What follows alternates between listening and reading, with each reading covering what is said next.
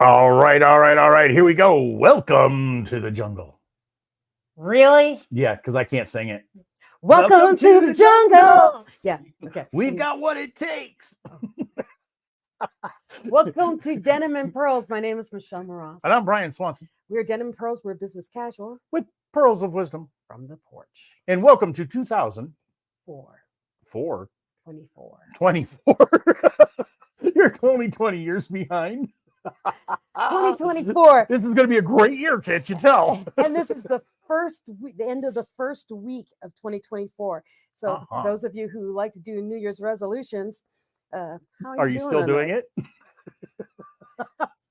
No, that's not how it goes.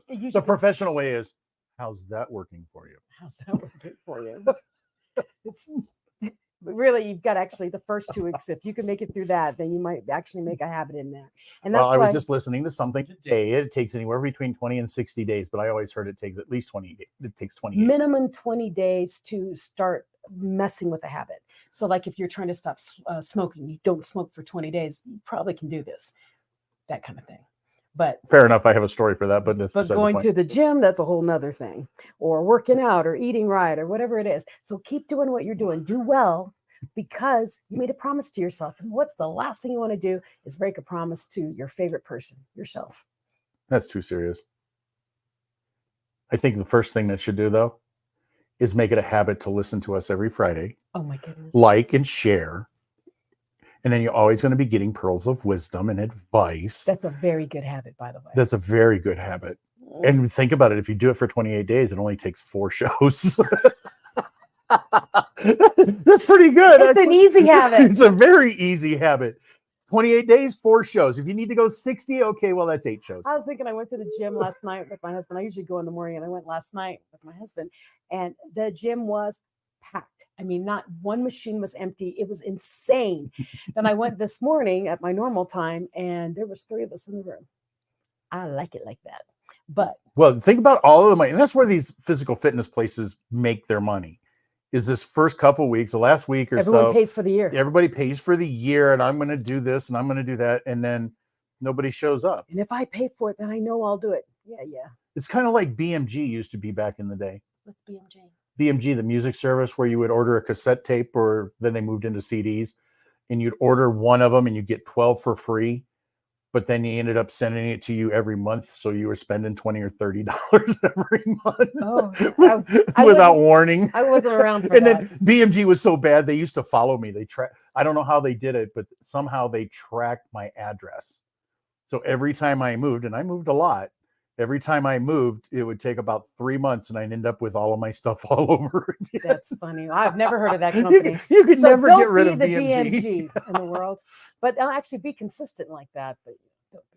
But consistency and money, and that's what these gyms do. I mean, that's part of their business model, that they know exactly how much money they're going to get at the beginning of the year based on everybody's hopes and dreams for the new year. Prove them wrong. Yeah, use your money. Prove them wrong. Get your money's worth. Join the classes. Yeah, that's my thing. That's right. If the classes are free because you paid a yearly, yeah, use the classes, because then you're at least using your money. I paid for a membership for a couple of years, and I got my money's worth for everybody in my family. I was always there. I used every service, everything. And if you really want to know, just call my sister. No, she can explain it all to you and how it works. That's why we get along. She lives her life in the gym. No, but it's better than living them in the bar. Hey, our light went out. That was weird. Yeah. Welcome to the jungle. I always thought he says, we have fun and games. We have fun and games. I think there's something like that. I actually do not know the words. Oh. To be honest with you. I'm just saying, I just know the song. Welcome to the jungle. That's really weird. The light must have blew on that, because it's still on. Power's still on. Yeah, the light blew out. Well, anyways, hopefully you didn't notice that the darkness that happened on this side of the room. But welcome to the jungle. It's the first week of January 2024. How are you doing? And if you're like, oh, I didn't do so well, it's only been 7 days. So get back up. You can come back. Yeah, get back up and do it again. And remember, you don't want to break a promise to yourself. Go do you. Go be the best you. And stop disappointing yourself, because then you beat yourself up. I can't believe I did it again. Don't do it. Fix it. Yeah. Well, they always say that one of the things that we do, and is we keep ourselves. We're the ones who get in our own ways. We always do. So we get on our own ways, and sometimes we keep people back too, which, I've been accused of that, holding people back. Really? Oh yeah.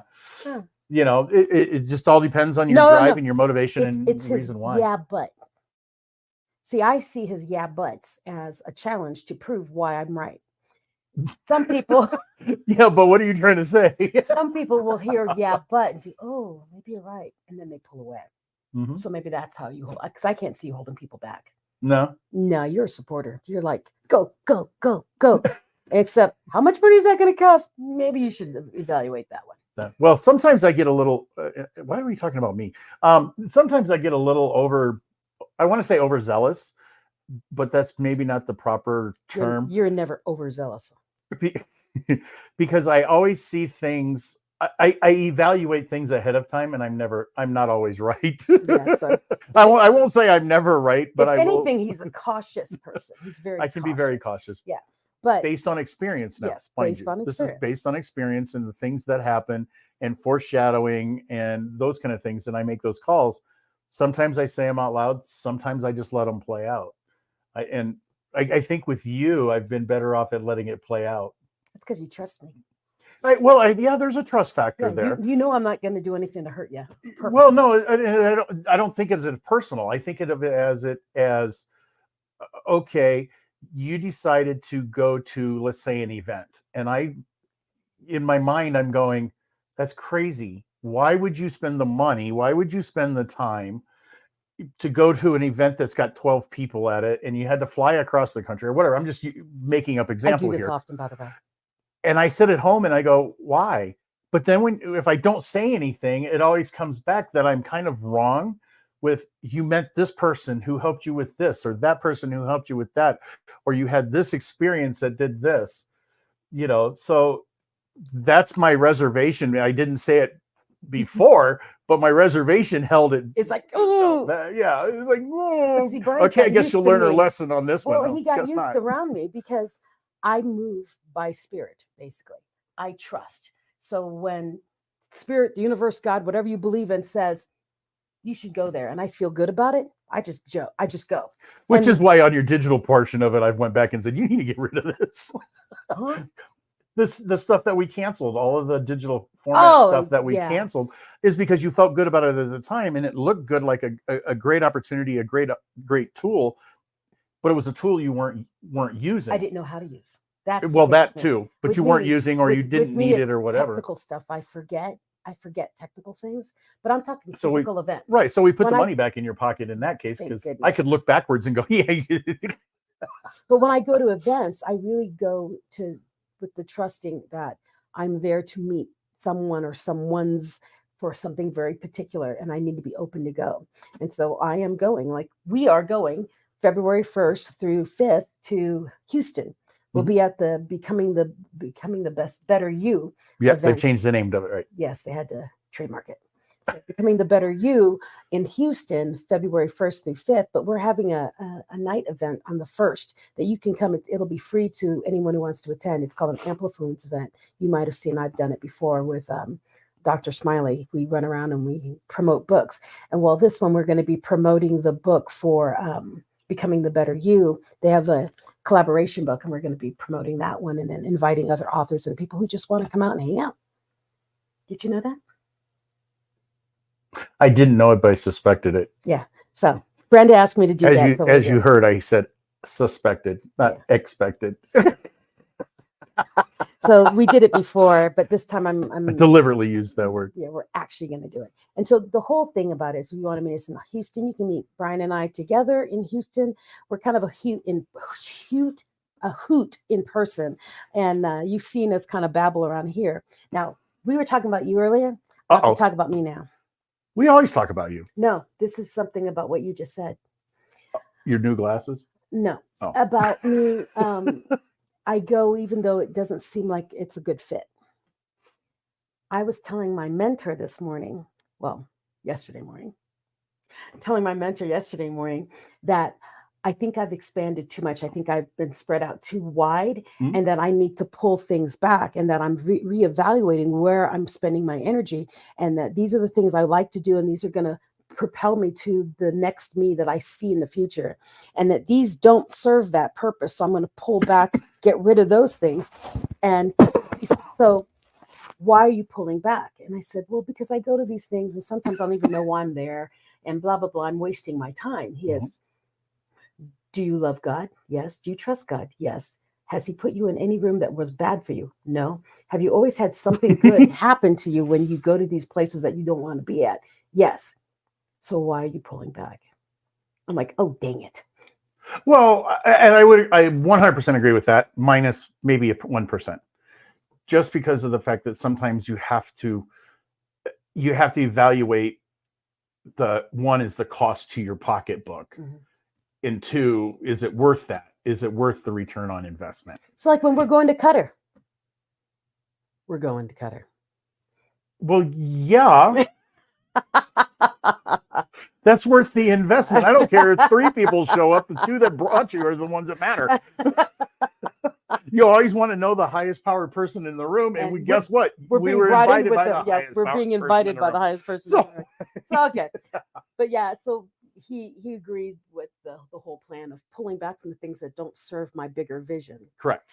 And then concentrate on the ones. And then he also suggested that I do something where a hierarchy, not a hierarchy, a group setting where I have all my authors from my books, from my like Hold My Crown, that we do a call where each of them takes a different time period, and we guide people together. You know, the perfect statement, and I think it's actually a biblical statement. Right. Walk with purpose. I always do. But that's what I'm saying, is you walk with purpose, and you put that into play for everything you just said. You walk with a purpose to get to your goal. And if you walk with purpose, it keeps you from going to these things that are not important, or these things that are beneath you. I mean, I hate to use that term because nothing, I mean, I like to think that we're on the same playing field, but there are certain things that it's like, once you're a teenager, you don't want to play with the toddlers. Or as he said, things that are worth your energy that you'll bring to the room. Exactly. Yeah. So walk with purpose. 2024 is about to be very, very different. This is getting weird, isn't it? Yeah. I'm excited. I can't wait till we get off the camera and we can talk. I can talk to him more about what happened on my call yesterday, because big things are coming and there's things opening, and I'm dragging Brian with me because he's a great guide for me. You're a good logical guide. And so I've been accused of not being too logical. You're logical. I'm pretty logical, but you're logical. But my thing is, what I love about Brian is that but. I tease him about the but people like me who I leap, and as I'm in the air, I do, gosh, I wonder where I'm going to land. I really need someone who does, is there anything down there that you can land on before you leave? I'm having a picture. You know the guy we just saw on the television that just jumped over the wall at the judge or whatever? Yeah. I could just see me. Okay, Brian standing there and goes, yeah, dummy. You're going to hit something hard back there. That's probably not a smart move. So anyway, that's what you made me sound like. I'm just going to reach up and pull you out of the air so you don't hit the judge and be. Well, because right before I leap, I tell you, about the leap. You do. I'm not too sure about that. But 2024 there's so much happening. I mean, Brian and I will be having some swag for Denim and Pearls. Cool.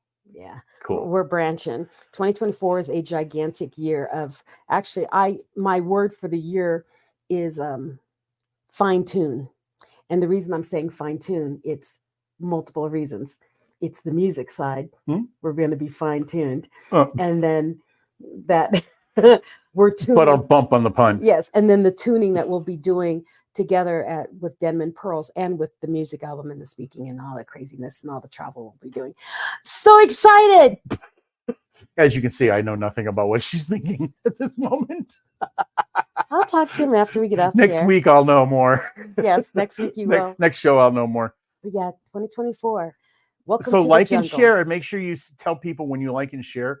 You met us first. Oh, You've known us longer than everybody nanny, else. nanny, nanny. Uh-huh. I know Michelle and Brian. So when Denim and Pearls explodes in a positive way, let's see what happens. But we'll have to the do some autograph jungle. stuff just to make it limited edition because nobody else will ever want it, so it'll be worth something. Okay. Didn't catch all that. With all the T-shirts, you get one CD with Michelle. But welcome to the jungle. You are now a week into whatever resolution you have given yourself. Make another week. We'll see you next week, Friday, on Denim and Pearls. My name is Dr. Michelle Mraz. Oh, you're going to cut us off at 15 minutes? I thought you were saying goodbye already. No, I was getting a cup of coffee. Oh, never mind. I mean, we could end it here if you want to. We could make a new, I mean, this is a new season that we've labeled. We could do just 15-minute shows. No, it's really weird. We can't do 15. Yeah, because it goes too quick. Yeah, it's way too fast. But anyway, so we talked about. So don't turn your radio off. Welcome to the jungle. And so we're going to keep going. Put the needle back on the record player. Business. So we were talking about New Year's resolutions with your private life. Now let's with business. Business, yeah, work balance thing. Work-life balance, business balance, business.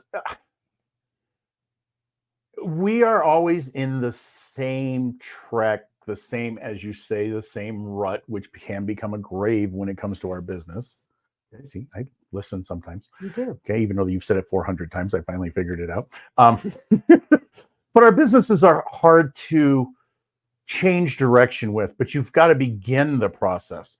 You've got to begin the walking with purpose within your business, unless you've already done it. Don't get me wrong. I mean, there's a lot of people who have found success because that's the first thing they do is they put it in a straight and narrow and away they go. Some of us, when we put our business together, we just kind of hodgepodge it and we think about it as we go, and then we learn lessons, and then we change things, and then we change our business plans. Update your business plans, by the way. It's beginning of the year. And it's quiet right now. Beginning of the year, everybody's out of money, so no one's buying anything. Yeah, no kidding. Keep fixing things. Plan. Everybody spent all their money on New Year's and Christmas and just got their credit cards back for Christmas. So credit card bills. Yeah, credit card bills for Christmas. So nobody out spending money right now. I mean, it's pretty evident in the. So it's a good time to organize whatever your business is. So yeah, so step back, shut the door to the office. Don't let the employees talk to you, and figure out where you're going next. What is your goal for the end of the year? Set those goals realistic. I didn't say set them low. You can set them high, but also make them realistic. So if you want to say in a restaurant business, if you want to make $100,000 a month and it's not realistic based on what your experiences are so far, maybe drop that to 75. Now you've got a realistic goal, but you've also got the moon to shoot for. Or in those of you who are in MLNs, you do, well, on average, I usually sell about $800 a quarter. This first month, I'm going to do 3,000.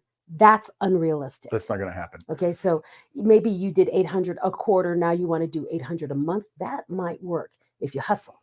Well, the thing with MLMs and direct sales, call them what you will, you've got to have the momentum in order to accomplish what you want to accomplish. So if you made $1,000 this month in your business, don't expect to make $100,000 for the year. Yeah, not going to happen. You've got to set into practice most cases, recruiting or hiring, whatever you want, whatever your business is. Now, if you bring in an incredible team and they're all matching you, right. Well, you've got to have that positive energy too, in order to put that positive energy and be the magnet within the universe in order to create your team. I've had people who brought me onto their team because I had the energy, expecting that I would be the momentum that would pull it. Well, without the person above me being as magnetic as I am, it dampens me because I don't know what I'm doing. This is the old me. This is when I was younger. Well, it's a perfect example. It really is. It's like, I remember one time I went to somebody and I badgered them. This was in my beginning stages of learning. And I badgered them about how great they would be in the business. Well, it turns out they loved my product, didn't do business with me because I badgered them about being on the team. Lesson learned. Okay. They could have been a great asset, but what you have to remember is people are assets, but you don't have to beg them. If you have to beg them, they're not going to be a good asset anyway. It's the same thing with relationships. And it wasn't their fault. It was, I will 100% for that scenario, I will 100% take the responsibility for that. But they also have to be on the same page you are. Can I get an M&M? You keep There's a talking. whole You jar keep talking. full of You them. keep talking. I feel the So when need. it comes to your business, think about where you're at and think about some kind of realism. I mean, it's great to set goals, but don't set your great goals so high. I mean, Wait, don't set them so high that you end up failing. Because right. when you fail, and I don't like the word fail, we don't. But when you don't achieve that number that you put in your head, you feel Then you feel like disheartened, yes. and then you don't want to do anything more. You get less. So give yourself a good number, whatever gigantic number you can think of, bring it down to something that's realistic and overachieve it. You know something that's really interesting? Because I love numbers, you know that. I know. I love the average, basically the averages. I can roll them in my head, and I can't explain to you why I came up with it, but I'm typically right. He's good with numbers. But when somebody says, if you ask somebody, how much money would you like to make this year? $1 million. No, that's an unrealistic answer. But In that's most what they say. cases, no, not everybody. Most times, people will say 3 times what they're currently making. Did you know that? No. So if you say you want to make 100,000, typically your average income is around 30 grand, 30 to 35 grand, something like that. It's usually typically, I want to make 150 grand. That usually means that you're making about 50K. Good to know. It's good to know when you're recruiting. Yeah. It's something really good to know when you're talking to somebody, because if you're recruiting or you're trying to get somebody to come into your business and you say, how much, what would your dream amount be for the year? They usually will say 100K, but typically the answer is 3 times what they're making. So if somebody tells you 300,000, you know that they're usually right in that $100,000 range as they speak. Okay. It's a neat little thing. Well, I'm doing the math, and yeah, I won't say what my number is. Well, it's that. It's also, I mean, if they tell you, well, I can't ever make whatever money you're making, that means they have a very, very low salary. They don't have expectations. They don't have dreams. There's a lot of things like that. You can tell a lot just by asking the question, how much would you want to make if you could make it? Not dreams. It's either that or they set a number that was so high that when they didn't achieve it, they thought they were a failure and then gave up. Right. It's like, first, one of the big things, look at your, and a lot of people know this, some people don't. Look at your bank account. Mm-hmm. How often does it sit at one number? No matter, think about it, over the history of your savings account, is the average amount, like say $10,000, okay, or 30 or 50 or 100,000, doesn't matter. It just stays there no matter what you do. But it seems no matter what you do, you always work your way up to that number. Even if you have an emergency and it goes away, and you go from a $10,000 balance down to a $5,000 balance, that balance will eventually come back up to 10,000. It's your comfort zone. It is. So what you have to do is you have to try raising your comfort zone. So it's not 10,000, but 20,000. Because that number will always come back to whatever your belief system is. Yeah, that's why people who win the lotto, they go right back to where they came from. Yeah, it doesn't matter how much money within the first year and a half, I think they say, or 2 years. Because it's a mental state. Money is a mental state. Yeah. Yeah. Cool. I like that. So if I've also heard the little trick too. What's really funny is, remember when we used to get bills in the mail? Some of us still do. Well, I'm talking like the electric bill and the phone bill and the utility bills, those kind of bills. A lot of people have turned that into, oh, look there today, I got a check for $300 today. Setting your mindset. Oh yeah, backwards. I've seen that. Now that you just got that $300 bill for your electric, that is actually a positive to your brain. Yeah, someone talks about that all the time. Yeah, I've seen that one too. Yeah, I can't remember who it was, but that was like, oh, brilliant. Instead of it being a negative out of you, right? This is a benefit. This is what I've got. It's a positive benefit, and then next thing you know, you do start getting checks for $300 or whatever. Mm-hmm. That was back when we really had snail mail. That wasn't when it's kind of hard when to have that kind of imagination, if you will, or realization when you are working with digital numbers. Yeah. Wow. Welcome to the jungle. I didn't know we were going to go that way. I didn't either, but I think it's a good thing to know for the year. If you're working on your numbers, know what those numbers are. It's just like if you're planning a wedding this year, okay? The numbers are the numbers, and you can, as the saying goes, the numbers are the number. You can't beat the numbers, and the numbers can't beat you. Okay.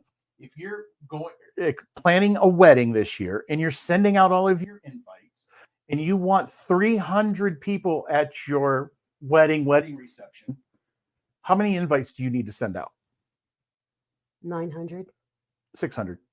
Double. It's always 50%. You're always, when you send your invitations out, you're always going to get a 50% response. Really? Response. Not a yes. Response. So now, once you get that number for that response, and it's not always exactly 50%. That's why I said 900, because if you want 300 people in the room, you have to send out 900 because you'll get 50% response, but more than that will be no. Well, you have to look at that. I mean, I'm talking about a wedding now. Wedding or reception is different, because once you send out 600 invites, you're going to get 300, approximately 300 responses. Okay. It doesn't matter whether they're confirmed or whether they're whatever, but you're going to get about 300 responses. And out of that 300, you could probably take off 20% of that, which is another 60, because those are the people who life happened, their car got whatever, or their dog needs a grooming, they can't or afford whatever. The plane ticket. They can't afford, right. So now, instead of 300, take off 20%, which is 60. So now you're at 240 is what's going to show at your wedding. Ish. Now, if it's a conference, it's much Now, less. if it's a conference and it's a business thing, it's always right around 10, 3, 2, 1. For every 10 people who actually show, which means you have to, if you want 10 people to show, you have to invite 30. Mm-hmm. Out of that 10, 3% are going to do business with you, or 3 of them are going to do business with you. 2 of them are going to think about it, and 1 is going to act. Crazy. And actually recruit. Crazy. Those are the numbers. Now, those are general numbers, but they're pretty on. And it's not for every, when it comes to the business and the MLM, it's not for the business for that one event. It's your overall average. So if you have 3 events, one, nobody may show up. The next one, 20 may show up, for an average of 10. So you can't beat the numbers, and the numbers can't beat you. You just have to know the numbers and understand the numbers. So if you want, say, 10 guests at your within 30 days, because you've never had one, and you want 10 guests over a period of 30 days, remember, you've got to invite at least 30 people in order to make your average numbers. So what are you doing this year? I'm helping them. I'm literally giving them the numbers and the tools at this point. This is more than a pearl of wisdom. This is it. And if you want to grow your numbers for the year and into next year, because you're going to adjust your numbers next year, but if you just want to start with your first 30 days, you've got to know what those numbers are. And for those of you who are listening, well, I don't do conferences. If you have an MLM, if you do any kind of that's the other word for MLM? Direct sales. Direct sales. If you want conversion, when he says conference, I want you to think gatherings, events, little things that you can bring people together. Because yes, they'll come and they'll do all the testers, they'll try everything, but remember that breakdown. If you want 10 in the room, you've got to invite 30. Okay, so I'm going to give you a yeah, but. What about the digital world? Because now we do a lot of Zoom stuff. Guess what? Same. Numbers are the same.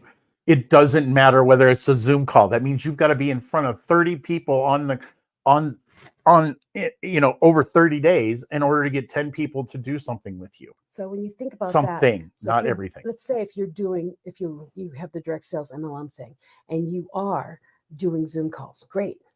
Whatever. You need to invite as many as possible to those Zoom calls, because if you want to have a live event where they actually come and buy from you, you need, out of all of them, at least 30 of them to show up in a room. Mm-hmm. Right. And you also look at the fact that some people are doing nonprofits. When it comes to nonprofits, there's numbers for nonprofits too. Do you realize, don't go into that one. I'm not going to go deep, but take on average what your general population is of your area, of your city, whatever the case may be. And if you're looking for volunteers, remember, only 10% of those people volunteer. Mhm.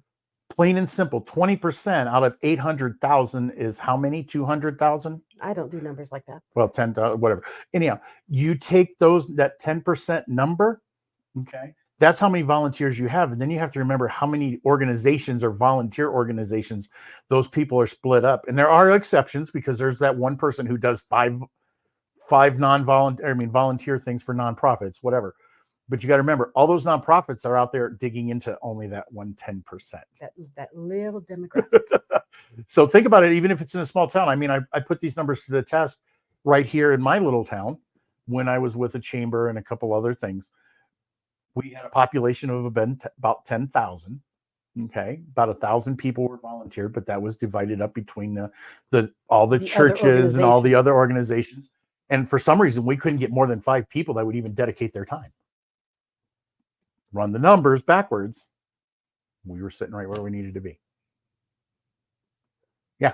So unless you're going to go against the numbers, which is hard because you can't beat the numbers and the numbers can't beat you. But you can maneuver the numbers by increasing your numbers so that the numbers work for you. So in this case, welcome to the number jungle.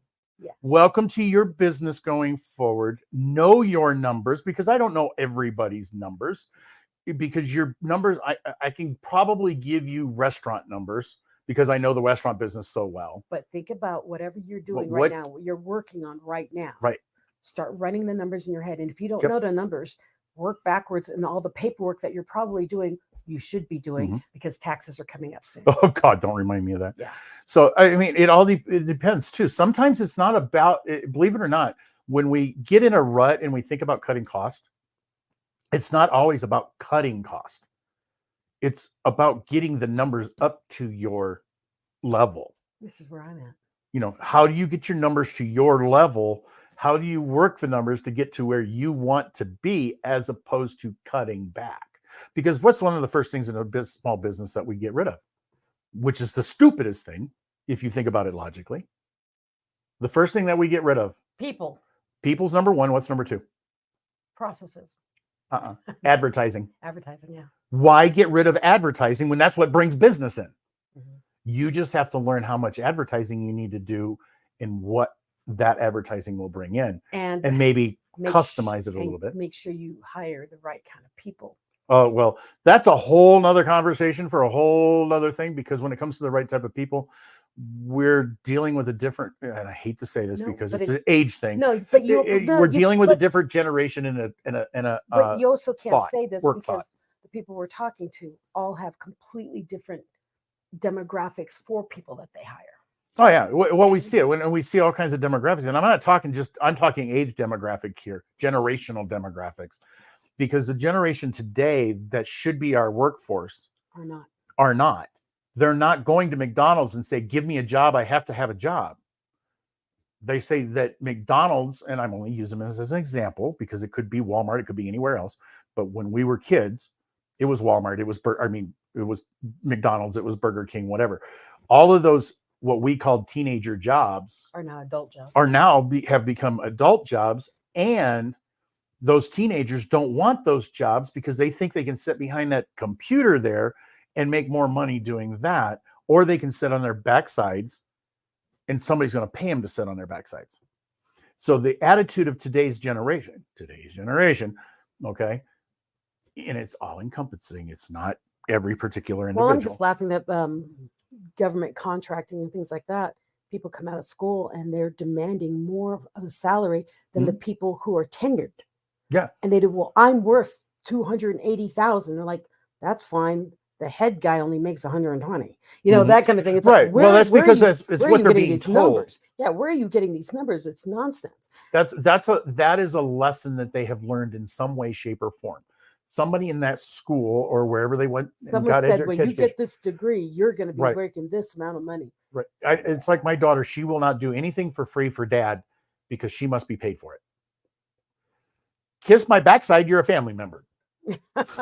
However, I get it and I understand it. And it's somewhat of a good attitude, but you also have to remember that attitude sometimes has to be broken based on the circumstances. Okay, now you're in a whole nother topic. Oh, kind of, yeah. It's crazy, but this is business. This is what we talk about. This is what Denim and Pearls is about.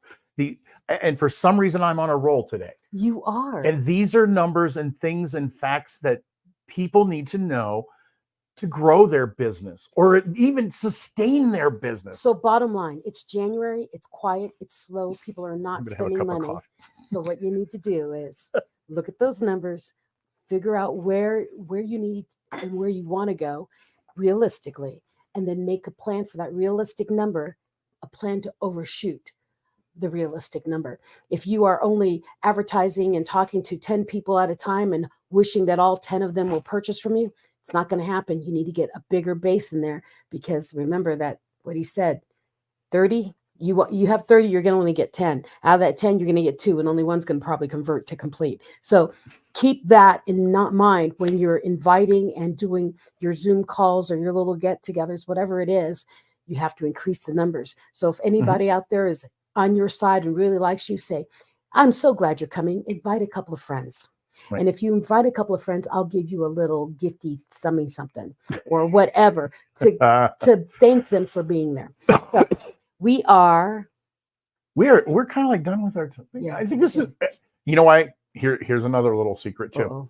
If you think something was really good, guess why? Because you're the one who did all the talking, and that's what happened today. So this was a really good show. So make sure out there you like and share and pass Denim and Pearls on. Yeah, and it might be me today because I'm not usually the one that talks all the time. It's usually you. I met a couple of people lately who told me they watch Denim and Pearls. I've never seen their name pop up. Oh yeah, there's a lot of people ghosting us, and they're binge watching us. So thank you so much for those of you who are out there binge watching Denim and Pearls. We appreciate you. Now go share it secretly with your friends. Binging it secretly. Yeah, binging it secretly. And the beautiful thing about it is, one of the things that I do with my social media, I don't get into politics and I don't get into religion and I don't get into controversial topics on my Facebook. And the reason why I do that is because I think I have to be welcoming to everybody. And I've always done that. I don't want somebody coming back to me and say, you said this about John Doe for whatever reason. And that's a reason for them not to like me or want me or need me. Okay. So the one beautiful thing about Denim and Pearls, we don't have that kind of an opinion on this show. We have our opinions, don't get me wrong. We have our advices, don't get me wrong. What to say? But we're not sitting out there going, you must vote this way.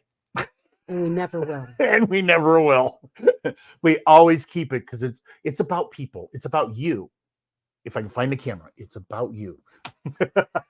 And if you are watching and listening, thank you so much. If you're just curious what else is happening, just go to denimandpearlslive.com. Right? Sure. But wherever you're watching and listening to, it's great. Share it. Hit the button. Share it. Yeah. Like it. All of those fun, podcast formulas and social medias, and whether it's Truth Social or YouTube, whatever, it doesn't matter, or Rumble, it doesn't matter. We're out there. I think we're done. My name is Dr. Michelle Ross. I'm Brian Swanson. We're Denim we love Pearls. You. We love you. We're Denim and Pearls. We're business casual with pearls of wisdom from the proverbial porch today, because he was on a roll, number roll. And I haven't even had beer yet. It's morning. Oh. Okay, so we will see you